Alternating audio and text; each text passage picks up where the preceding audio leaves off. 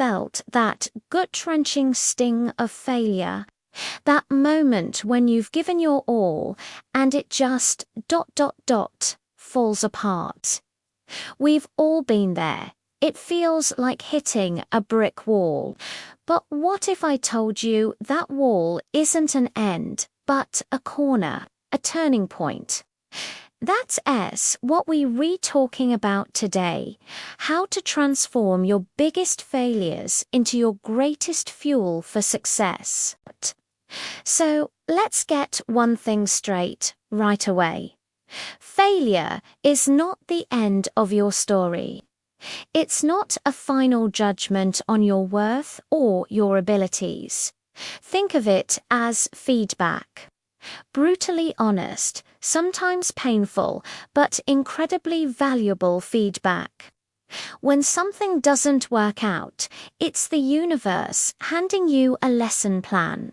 It's showing you what doesn't work so you can find what does. Every stumble, every misstep, every no is a piece of data. It's a clue on the treasure map leading to your goal. The question isn't, did you fail, but what did you learn?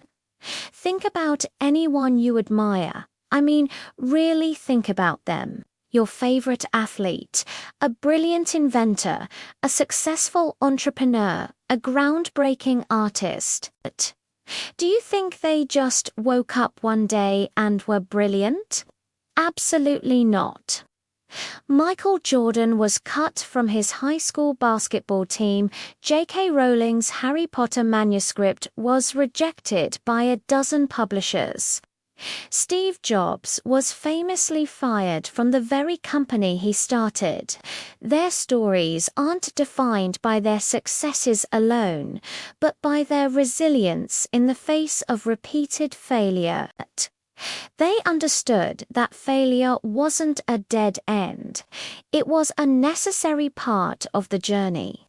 It was the training ground where they honed their skills, strengthened their resolve, and prepared for the moment they would finally succeed.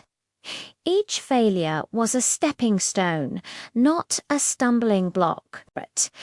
This is where a simple but powerful shift in perspective comes in. It's all about the language you use with yourself. Instead of looking in the mirror and saying, "I failed," try saying, "I learned." Feel the difference. "I failed" is a label. It's static and final. It closes the door, but "I learned" is active. It's a process. It opens a window. When you say, "I learned that this approach doesn't work," or "I learned that I need more preparation," you're taking control. You're turning a negative event into a positive action plan. You're no longer a victim of your circumstances. You're a student of your experiences. This simple switch in your internal dialogue can change everything. It reframes failure from a personal flaw into an impersonal, educational event.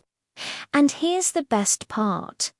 Every time you pick yourself up after a fall, you're not just going back to where you started. You're getting stronger. This is the essence of resilience. Like a muscle, your resilience grows with every challenge you overcome. The first time you fail, it might feel devastating. The second time, it still hurts, but you know you can survive it. By the 10th time, you start to see it for what it is. Just another hurdle. Each comeback builds your emotional and mental fortitude. It proves to you on a fundamental level that you are capable of enduring. This builds a deep, unshakable confidence that no easy success could ever give you. The person who has never failed is fragile. The person who has failed and risen again is unstoppable. So, what do you do after you've processed a failure and learned your lesson? You take a small step forward. That's it. You don't need to make a giant, heroic leap. The pressure to bounce back immediately can be paralyzing. Instead, focus on consistency. Just do one small thing. Send one email. Write one page. Make one call. It's the relentless, die-in-doubt consistency that builds momentum. Think of it like a snowball rolling down a hill. It starts small, but with each rotation, it picks up more snow and gains speed.